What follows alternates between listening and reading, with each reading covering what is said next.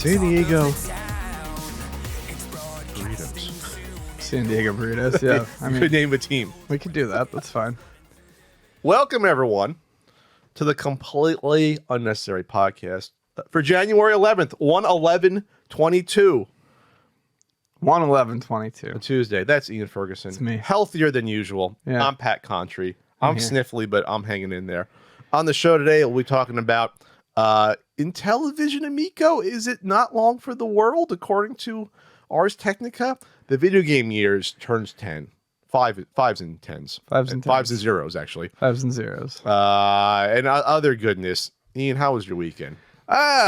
Mucinexing it? It was all right. Yeah, I'm kind of moving past the biggest problems. The Omicron?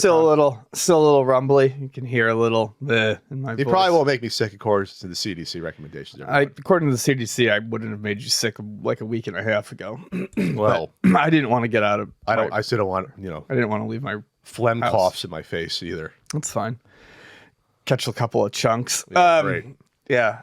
So no, I'm doing better. I played 2.5 hours of Mario Kart with my friend online over the weekend. Had the best Mario Kart run online. Your personal run. Yeah, personal run. How- I think I finished below fourth twice in that 2.5 hours, and most of my finishes were first, second, third, and fourth. I've never done that. I think the key to me playing good Mario Kart is to half pay attention while I'm playing.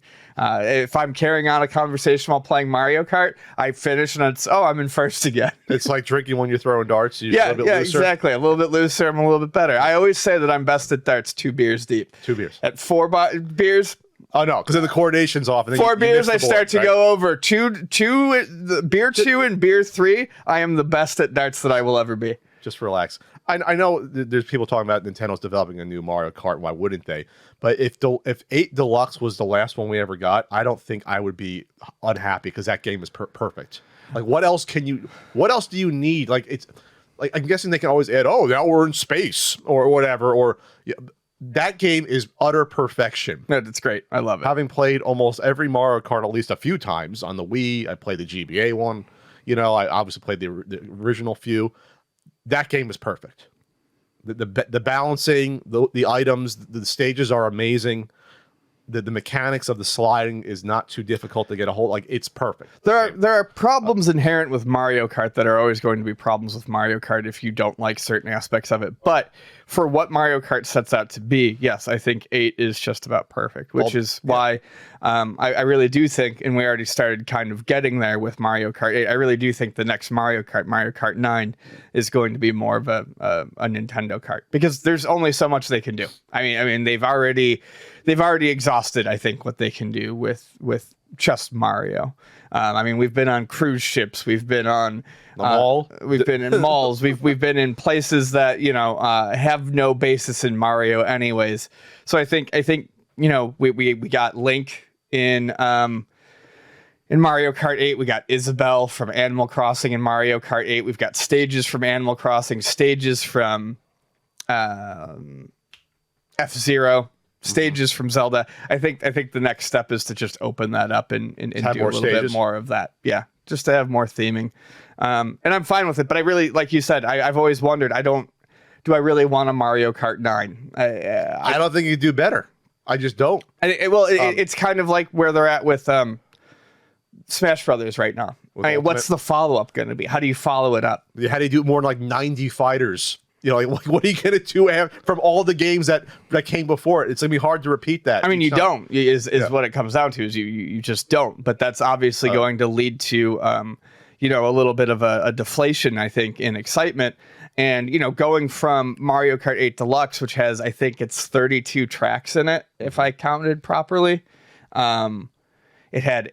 I thought it had 16 add-ons from the 16 original. It had... Yeah. So Mario Kart 8 Deluxe tracks. How many? Yeah. 48. I was going to say it was 2 16s on top of the 16. That's right. Yeah, that's nuts. Yeah, that's absolutely insane. 48 fucking tracks in that game. Yeah, that's nuts. That's nuts. So Yeah, we'll see. You know, whatever launches is obviously going to be smaller in scope. It takes years to get that sort of DLC and support for it to build it back up. But I do think branching out to other Nintendo franchises will be the ticket for them. Well, maybe we'll hear more about that, Ian, at the E3 2022. What's going to be virtual? Yes, maybe we will hear about that. Yeah, virtual again. This is the third one they've done that's been virtual. The third. I mean, at this point, does it ever come back physical? Well, I think we asked that last year. No, exactly.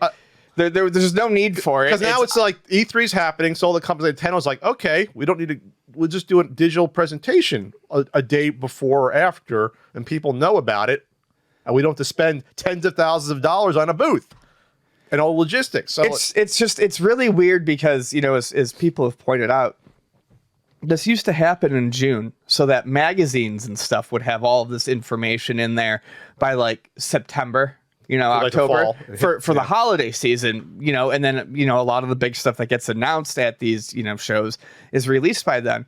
It's weird. It just seems out of place now to have this random June news dump. And it's just because it's tradition. Sure. It makes them a lot of money. Well, yeah. ESA. I mean, it makes them a ton of money. Sure. So, Take-Two acquired Zynga. Zynga known for Words with Friends, Farmville, my good old poker game. Poker with Friends. Poker with Friends. Isn't that what it's called? No, it's just poker. Zynga poker. I mean, that's what taught me poker. Playing, I figured it took me 50,000 hands to really learn all the ins and outs of Hold'em. 50,000 hands, you see like basically every combination. Sure. Like that. You know, you even see in 50,000 hands, you even see a royal flush or two. Yeah. It happens. I think I got one royal flush. I got like 5 straight flushes in 50,000 hands off the top of my head, and I got like one royal flush. I was like, oh, exciting! There it is. It's that rare to get that. But Take-Two is buying Zynga. It's Asymmetry or whatever. Or I don't know. They want to bring console PC games to mobile, and then connect people with the mobile on the PC and synergy, not symmetry. Synergy. They want a synergy sort of plan. There's a little graphic here that came out about like dry free to play, synchronous plus platform ambitious. God, I hated saying that. And then you have basically you get hurt my ears. Basically, you're gonna see a GTA mobile game. That's basically what's gonna happen. They already exist. Oh, they do. Yeah, we've talked about this. The mobile ports are why the fucking you've literally the words have literally come out of your mouth, Patrick. No, I'm not talking about putting those games on mobile. I mean like you're going to see GTA like mobile little shitty free to play games. Oh, I see. That's I what see I what mean. you're saying. Okay. You're going to see like you see the commercials for like these little dumb little puzzle games with the ogre hitting you with an axe and getting the jewels. We're going to see a GTA Immortal. Yes. You're going to see a Flappy Bird, a GTA, like not necessarily like that, but you're going to see these like probably dumbed down versions of these huge games on mobile. I think you're going to see that. Wow. I think you're going to. I mean, yeah. Why not? You Sure. have the fan base of how many millions of people play GTA, and mobile's a huge thing, right? I mean, there's a whole console that's targeting the mobile audience, a whole new game console. Yeah. I'm not saying whether it's good or bad. We'll see, right? No, we've already said it's bad. So that look, it even says like you experience studios like 2K, Rockstar, Private Division, portfolio of iconic console PC IP, Red Dead, NBA 2K, Civilization, Grand Theft Auto, Borderlands, Mafia, LA Noire is in there, BioShock. Put them back on. It goes then to okay. Here's the mobile game devs. Here's an arrow to them. Put them on mobile. Like that's the graphic. Ooh, LA Noire, a mobile game. How do you make that a mobile game? I don't know. Interrogation? I was going to say interviews on the go. Yeah, that'd be fun. Okay, well there you go, Ian. Arcade1Up is announced a pro version, a pro series cabinets coming with a bigger Killer Instinct machine. This is interesting just because they've always been like a hobbyist sort of thing where it's like, okay, casual, we don't care if it's authentic, it's just that you have a little arcade. This is closer to a full-size arcade. This is going to be 68 inches tall, 5'6" so that is almost, you're approaching now a real arcade cabinet. You're getting closer to it. Real arcade cabinets are usually a little above 6 feet, right? Something like that. I think mine is like 6 on the dot. I've seen some that are about that size. So I mean, we can call it a full size cabinet. It's close enough. It's 90% there. The point is that like the other ones were like between 4 feet and like 5 feet. This is getting there. It's going to be a 19-inch monitor instead of a 17-inch monitor. Lit marquee, faux chrome trim, molded fake coin slots. Why don't you just mock up a coin slot that works? I'd say it that way. An upgraded joystick, more generous spacing between components that improves precision. So you're not crunched together playing these games. Right. It's more like a modern arcade machine. So you're basically gonna people have been modding their Arcade1Ups anyway with like better buttons and joysticks. Not that the default ones are that horrible, but you know. So you're gonna approach though this point that not that you might as well buy an arcade machine, but the prices on these are just gonna go up more and more. Yeah, you might approach like the Stern machines where you have like the 3 level tiers of machines, and no one's gonna buy the shitty lower tier anymore. You're gonna buy the middle or the upper tier, right? It's gonna have Killer Instinct 2, the Battletoads arcade game, and then just to kill you, the 8-bit Battletoads arcade game and the 16-bit one. So the Super, probably the Super, not the Genesis one, and then you get the NES one that everyone loves, including Ian, on there.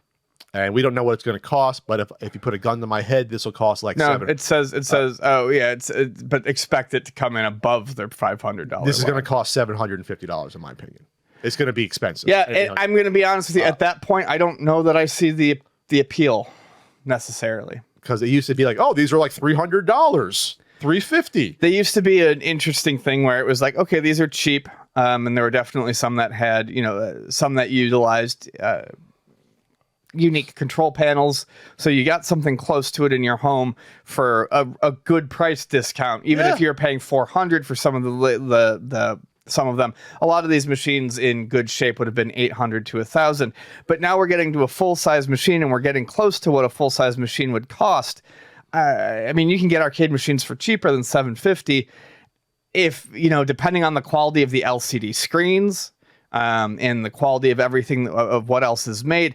I'd really have to see the quality here, because if we're still dealing with substandard quality that was okay at a $300 machine, I don't know that that's going to translate well to a $750 machine. Are they going to remake the 4-player one? So like a full-size NBA Jam one? Like, would they do that? See, that's an instance where I think it would be worth it, because those machines are expensive now. So reproducing NBA Jam machines that are well made, that have a good full-size control panel, I could see that, but I don't know that a Killer Instinct machine would. I mean, we got to start somewhere. Our friend Joe has one though. Like, I don't know that it was. I mean, granted, it comes with more, but I don't think it was that expensive to begin with. I think that's something that if you look, granted, this is something that you can go to a website and be like, I'm ordering this right now, at my door, and order it. You don't have to hunt around for it, see what condition it's in.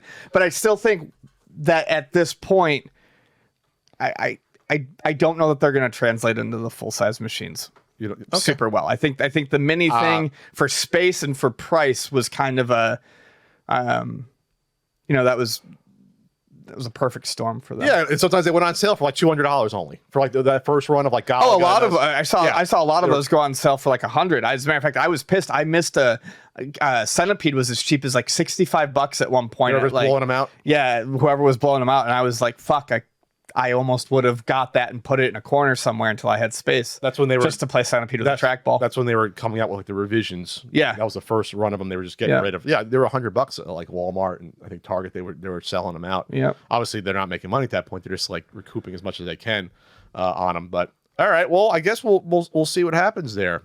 Sales of the Nintendo Switch reportedly topped the Wii. Ian, who would have thunk?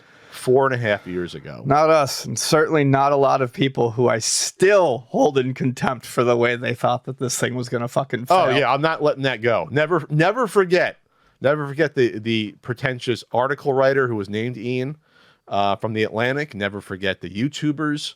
Never forget. No, that's the thing. A lot of YouTubers, and a lot of them I'm on pretty good terms with, but there are some where I just like, every time I see their face, it's immediately what I think of it. I'm like, they were so certain. They were so smug about it. They were so smugly certain about it. So smug. Yeah. That it was going to be a failure. Just like with sports predictions. It's like, and there's no consequence for all the sports predictions that go wrong with these quote unquote experts. They just like sweep it under the rug and you move on. They don't even say, hey, I was wrong. You say, hey, you was wrong and this is why. But most of them just like, no, Anyway, yeah, that was 101.63 that we sold. And reportedly, Nintendo Switch was able to sell 1.16 million units in the final weeks of December, and that brought it to 101.88 total. Wow. And it's still going strong. You're going to see another 3 years, I'm guessing, on the Switch you're going to get. I think it's got another year of gangbuster sales and then a couple of years of petering off. Yeah. No, they didn't need that. They didn't need the Super Switch. There's no rush to put out a successor when your original one is selling so well. That's business 101. You milk it as much as you can. Yeah, I ended up buying an OLED, not for myself, but I bought one for Vani because her Switch, which she has used every day, almost relentlessly since it came out, has a really loud fan at this point. Okay. And it's just starting to go. So for Christmas, I was like, whatever. We weren't able to go to Toronto because of being sick. So I was like, fuck it. And I ordered her one of the OLED ones, and they're nice. But there's part of me that's still like, I really would like to see a Switch with a nicer processor in there. But I'm beginning to think that that's just going to end up being a successor to it. We're not going to get a 0.5 step out of them. That's just going to be it. We're not going to get a 0.5. We're not going to get a half step out of them. It'll be more like the 3DS to the DS. It'll be backwards compatible, probably. Yes, I would imagine backwards compatibility would be a thing. I would hope. Sure. Yeah, we don't have a good transition. No, I was searching for it. Go to ultimatenintendo.com for the new year. Ring in the new year, Ian. You didn't set me up. No, I know. We both failed there. I was thinking. You can get the Ultimate Nintendo guidebooks, Super and NES. That Limited Run did a pre-order on. My pal and our pals at Limited Run did that as well. Thanks to them for spreading the word. RBI baseball stickers. You can get Ian's cute face on an enamel alongside me. And the limited t-shirts. We still have a few left there on the limited t-shirts. So you got them right there. Yeah. As well. Ian, we have to give ourselves Christmas presents. We have to exchange them. Oh, we do. We got to do that. Let's start with the ones that loyal listeners sent us. Yeah, loyalists. Jamie wrote a nice letter, a long letter, handwritten. Thank you, Jamie. Jamie sent us both, Ian, the Death of WCW book. Oh, nice. By R.D. Reynolds and Brian Alvarez. I saw it happen in real time, but me too. It'll be happening. It'll be fun. Once I saw the finger poke, I'm like, this company's done. That was basically the beginning of the end right there. Yeah. The finger poke of doom. But thank you so much. Ian got that as well. I'll get myself a Sprite and a bag of peanut butter M&Ms. Open up your Nike. And he also sent me a vintage style Toledo Mudhead shirt. Oh, that's awesome. He also got Frank a shirt and a field guide for Frank. 2 field guides. Or no, 3 field guides, but Frank already had one, of course. So he's going to re-gift that one to someone. He got you the book. He got you some candies, Ian. Yeah, I got Swedish Fish, which I love. Assorted ones. Oh my God, those are rarities. You don't know. See, oh really? Well, now it's not rarities necessarily, but you don't see the multi-flavored ones all the time. I think I know what this is. Jamie also got me the gift. What's that, Ian? It's a T-shirt of the Year of the Panda, 88. I have no idea, but I enjoy it and I will wear it. Okay, the Year of the Panda. Okay, maybe something Toledo High. Is there zoo there? That would be awesome if that's what it is. Is there a Toledo Zoo? I believe there is. Jamie also got me a Hallmark keepsake. He got me the little Link ornament that came out. I wonder if that's what this is. Little Link ornament. Oh no! I got some buttons. Oh my God, a Cedar Point button. That's amazing. 2 Cedar Point buttons. What's a Cedar Point? Cedar Point is an amazing. I love Cedar Point so much. It's a amusement park in Sandusky, Ohio, that has like 15 roller coasters. Really? Okay. Yes, it is like the roller coaster capital of the world. It's awesome. You got lots of stuff there. Yeah, and a very nice card. I will read this. Thank you, Jamie. That was very nice. Yeah, I will read that when I get home. And then Ian, you got anything else there? Oh, there's also something that. This is how you know I'm a good friend, because anyone else but you would not have seen this. Because he got us, Ian, Jamie also got us the gigantic Reese's peanut butter cups. Oh. So I've kept this one for you. Thank you, sir. Half a pound of peanut butter cup. And boys, it's soft on the inside. It is. Hell yeah. Yeah. That's Boy, great. I was tempted not to do that. Not to say, oh, I don't know about the peanut butter cup. I don't know about what happened to it. My friend Evan Nixon here also sent me a card.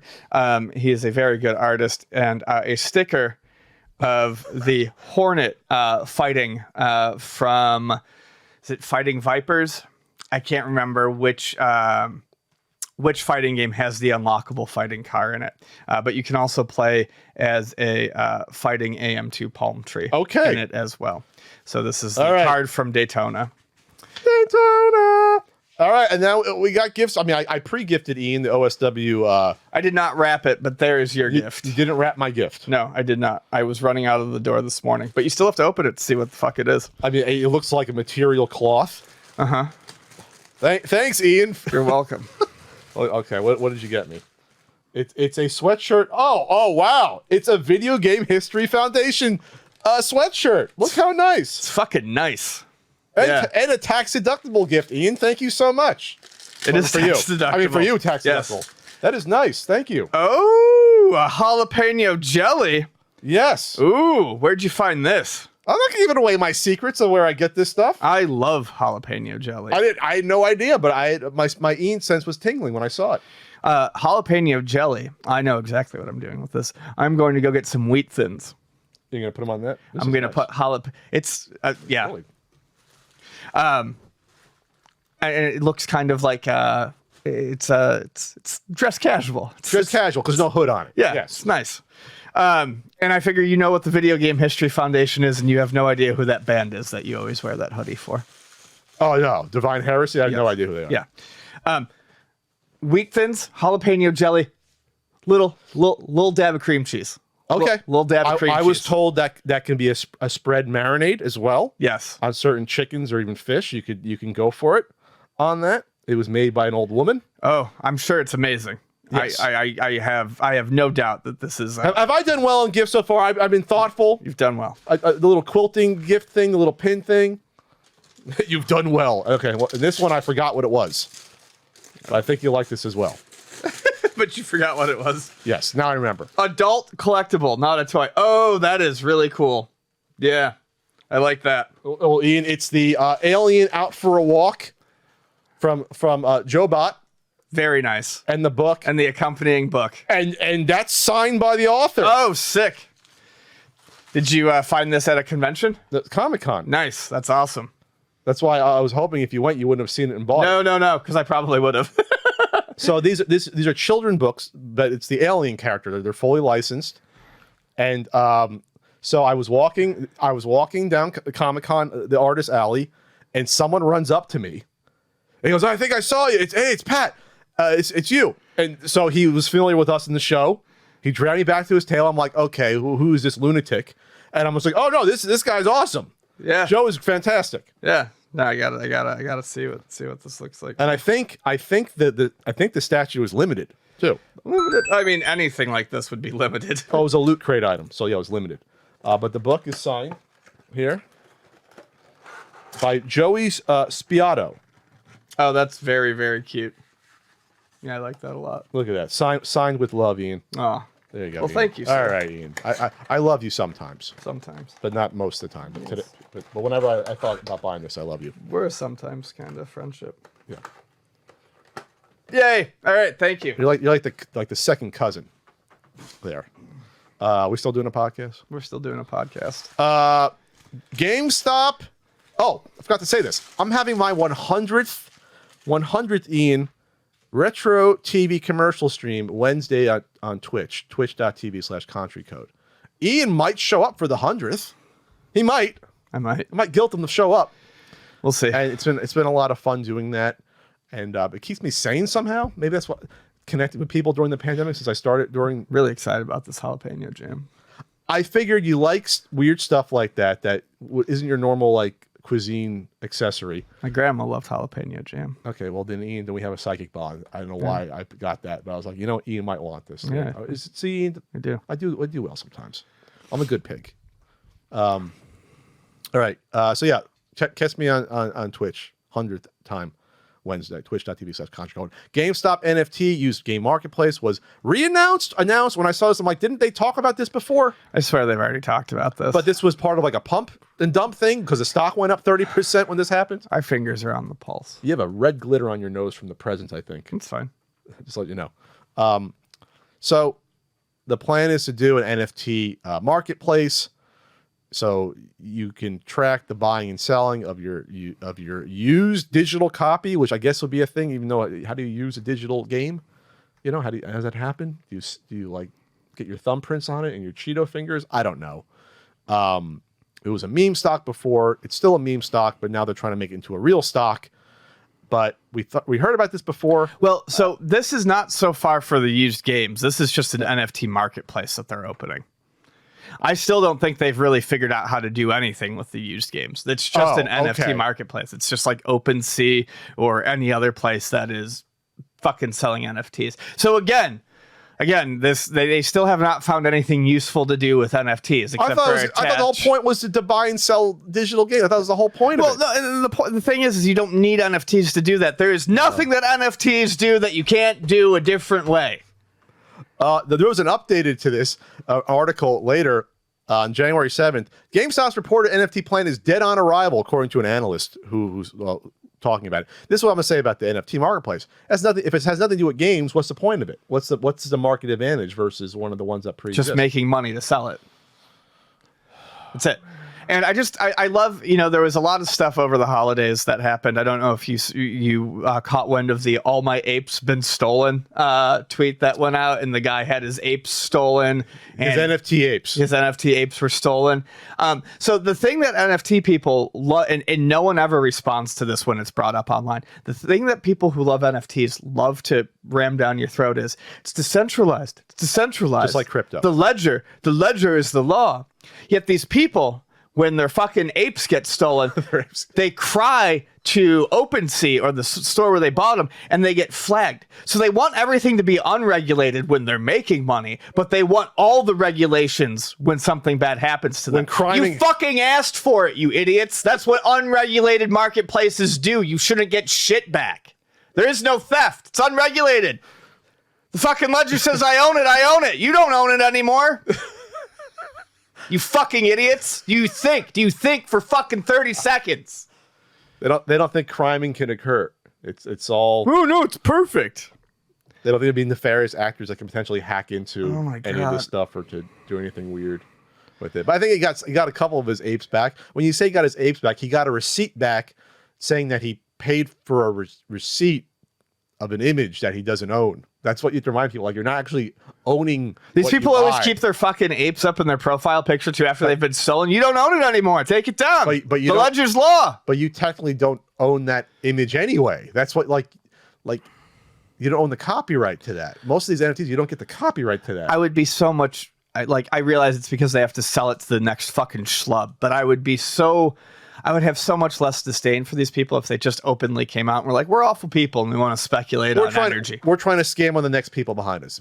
It's a greater fool. This is all about money. We know that these have no useful use cases. Oh, yeah. I said before publicly that I could see, in principle, even a use for cryptocurrency. I can see that. And obviously there's been a market born out of people using it as a digital sort of a token, like a wealth holder. NFT holds shit. People were just like, this is nuts. Speaking of that, Ian, Konami, who seemed like they were doing well more recently, announced Castlevania 35th Don't ever anniversary. trust Konami. They get in our good graces again. They didn't get in my good graces, but Castlevania 35th anniversary NFTs. Yeah. Yeah. What a way to celebrate the anniversary of What a way to celebrate the long the one of the games that helped not just build your company, but keep it afloat. One of the franchises, the long running franchise that's beloved by millions of people. We're going to sell you some fucking NFTs on an auction. There's an NFT auction for them. Ian, you can go to the page. There's 14 items. You can get a cube. Castlevania Dagger versus Frankenstein and Igor. I guess it'll be a spinning cube. Oh, I can play it right now so I can see what I'm buying. Oh, there you go. Wow. There's the intro screen. Then it goes to another cube. You see a boomerang against the Grim Reaper. There's ones, mostly looks like they're mostly for Castlevania 1 and 2, but there is one for Circle of the Moon and a couple others. This is all garbage. That's the whole point. It's garbage. It's trash. You can, and there's offers on them. I don't know what currency they're using. Is that Ethereum? WETH? Is that what that is? ETH is Ethereum, yeah. So I guess there's bids on them right now, 0.16. So right now, for example, the highest bid on one of these, the Castle pixel art, the map screen, when you $516. Someone's trying to buy the receipt for this item. People make me so sad. Buy the receipt for this item that I know it's a meme. I can right click and save it, but I that's the image right there. That's what it is. I don't even want to right click and save it. NFT farts, which it's a melding of reality and matter. So this made the rounds. So there was a reality star named Stephanie Motto used to sell farts in a mason jar, much like your jelly, your jalapeno jelly. She used to fart in a jar, then fart in my jelly. She used to fart in jars and then sell them to people that wanted to collect her farts. Don't hate the player, hate the game. That's what it comes down to. You don't go after her, you go after the idiots that are pathetic. The same thing happened with the Belle Delphine stuff. I don't know anything. Piss water, yes. Their bath water. I don't know. I don't know anything about her. She may be a horrible person, but I'm not going to attack her for selling bath water, because if I could make a lot of money selling bath water, I would too. We can try it. No, we can try it. No, I'm sure I could sell, some used sheath underwear. Sponsored by Sheath Underwear. If there's a market for it, find that market.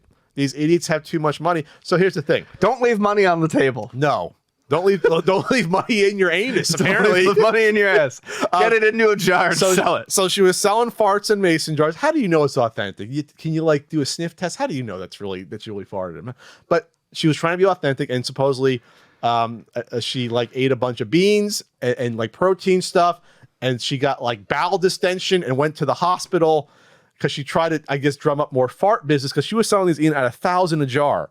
$1,000 a jar. That's not what the jalapeno jelly cost, by the way. I got a better deal on that. So she's selling these for $1,000 a jar, and to accelerate it, she started to, I guess, I would just wait every day when I got a little gas, or maybe she was trying to produce the farts like a factory. And so she said, you know what? Instead of risking my health, my bowel health, I'm going to sell NFT image farts, which now is what she's doing. She made $200,000 selling her farts in mason jars, by the way. That's what she said. Wow. So her farts are available. So if there was one NFT you can say this encapsulates the entire theory behind NFTs and the ridiculous nature, it's farts, and that's the point, Ian. That's the whole point of this. They're cute little farts. They're like little hands and little faces on jars. She said to Insider, I don't have a whole lot. She said at Insider, I'm very good at turning shit into gold. Boom. Do I have a laugh thing on here? I don't have a laugh button on there. Okay, I'm going to capture that and put it on the soundboard. Of course. No thoughts on Stephanie Motto? No, I don't. I mean, get that money, girl. If this is someone I never heard of, a reality star doing this, what if Angelina Jolie said, I'm going to sell farts? She could get probably $10,000 per jar and just this. Someone else is going to do this. How did someone ask her? And now I'm curious, they didn't ask her, how the hell did you think of this in the first place to do this? Did someone with a fetish say, I want your farts? And then she said, I'm going to make a batch of 10. Probably. You make one batch, you might as well make a batch of 10. You're gassy. You had your McDonald's, I mean, is it just is there a funnel that she farts into, with a tube that runs into 10 different jars? And wow. That's cap them up quick. Wow. That's kind of ingenious, Ian. But then you're diluting them. It's a diluted The first fart's probably always the first. I'm done. Is it it's like a VHS dub? Yeah. You read right. Different generations of farts? The one down the line is going to be the weakest. That was a device. God, what was that medieval story, the comedy series? there was a monk that came up with an idea to with like horn farts to splay them all around. What the hell was that book I read in high school? That classic that was written in like Canterbury Tales. Something like that happened in Canterbury Tales. How the hell did I remember that? Canterbury Tales. It's hard. It's rough stuff. But there's a lot of raunchy humor in that. And one of them Yes. was someone like a monk or a friar coming up with a device to get the farts to go out in different directions with like a horn system like that. I remember that. Someone who's read Canterbury Tales in the comments have to back me up here. How the hell do I remember that? That was like 25 years ago I read that. So, all right, are we doing a podcast, Ian, or are we talking about farts the whole time? We're doing a podcast.